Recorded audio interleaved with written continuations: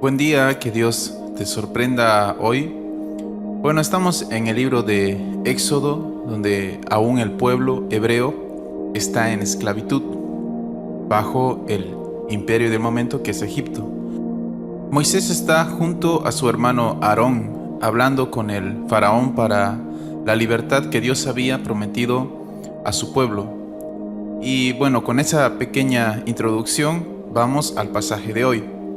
Éxodo capítulo 5, verso 15 al capítulo 6, verso 1. Entonces los jefes de trabajo israelitas fueron a rogarle al faraón: por favor, no trate así a sus siervos, le suplicaron.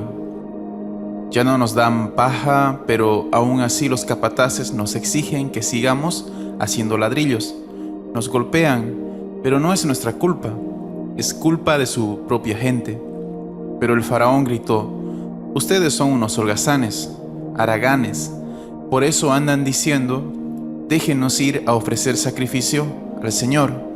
Vuelvan ya mismo a trabajar, no se les dará paja, pero aún así tendrán que producir la cuota completa de ladrillos.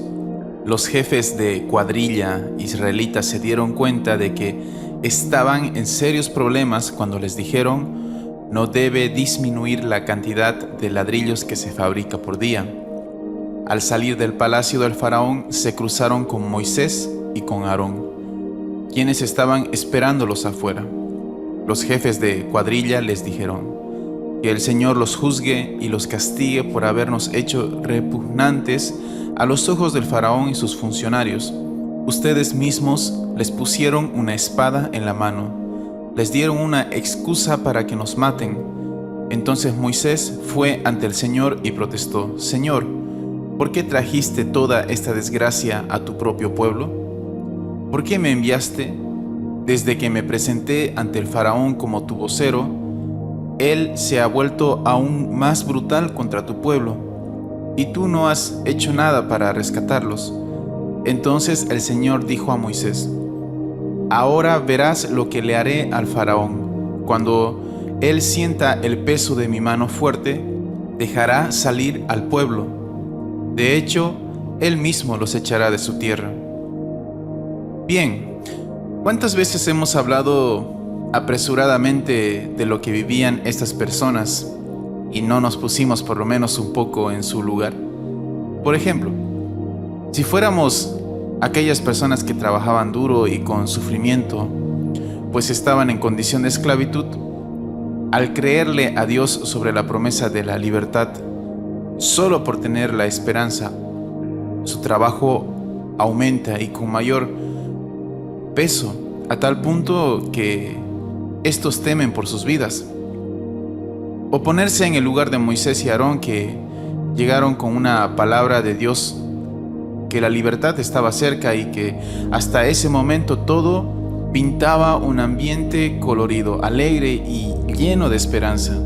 Pero de pronto vieron y fueron los principales en recibir un rechazo total del faraón y luego un desprecio de parte de sus hermanos. Pues, como alguien comentó, el momento se vuelve más denso, doloroso, cuando uno es criticado por sus propios hermanos, a quienes desea ansiosamente ayudar, que por los enemigos. Esto le sucedía seguramente a Moisés y Aarón. De seguro que no queremos estar en ninguno de esos dos lugares, pues si seríamos aquellos capataces, seguramente hubiéramos actuado con más dureza contra Moisés y Aarón.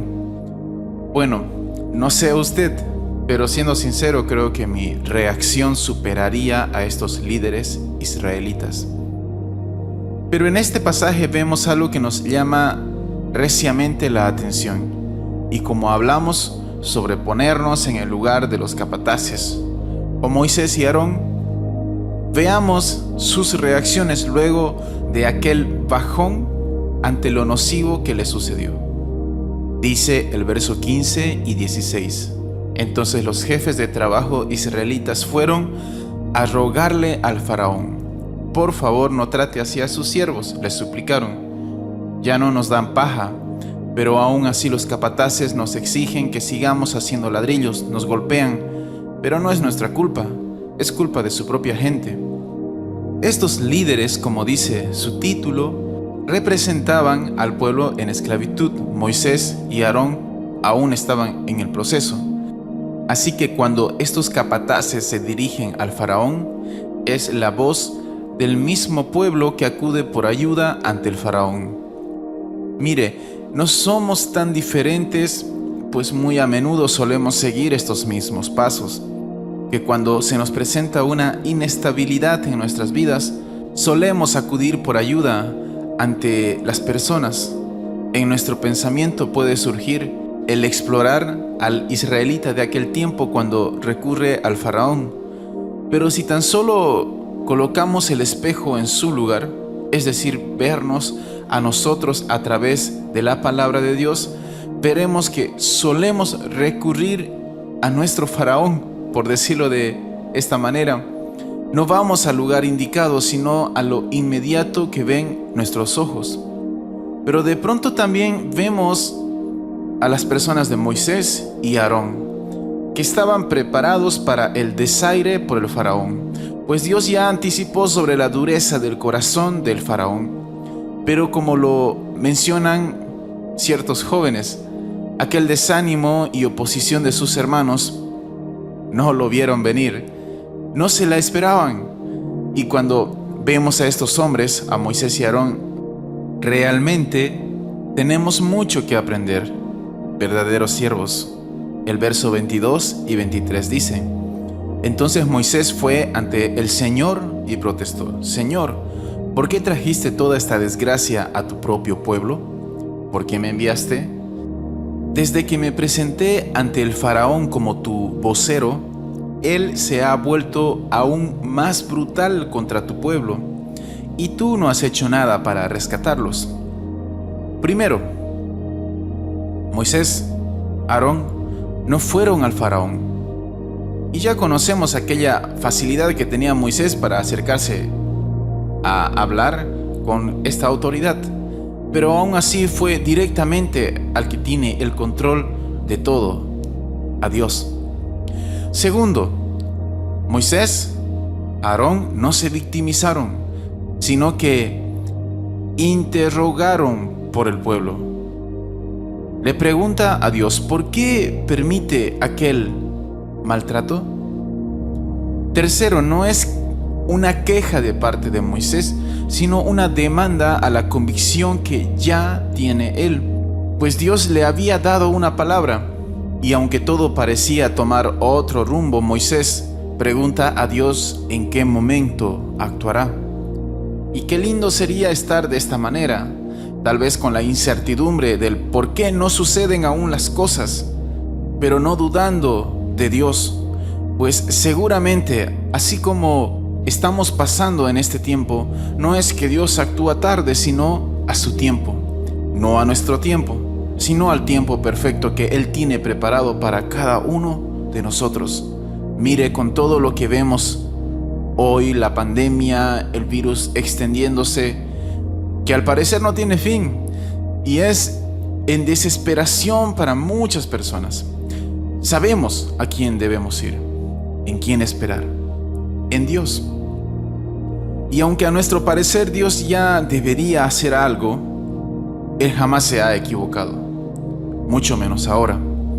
Hay un propósito en todo esto y será a su tiempo perfecto. Te invito a que en este día puedas meditar en este pasaje, que descansemos en el Señor y tengamos esto en nuestra mente, en nuestro corazón, de que todo, absolutamente todo, está bajo el control de Dios. Papá, te agradezco por este regalo de un nuevo día, por brindarnos ese abrazo diario y por tu palabra que hoy nos habla sobre presentarnos en primer lugar siempre a tu persona y no a lo que ven nuestros ojos limitados. Sé que todo está en tus manos y que harás las cosas, todo, en tu tiempo perfecto. Estoy aprendiendo a descansar en vos. Háblame durante este día, Jesús, en tu nombre, Señor. Amén.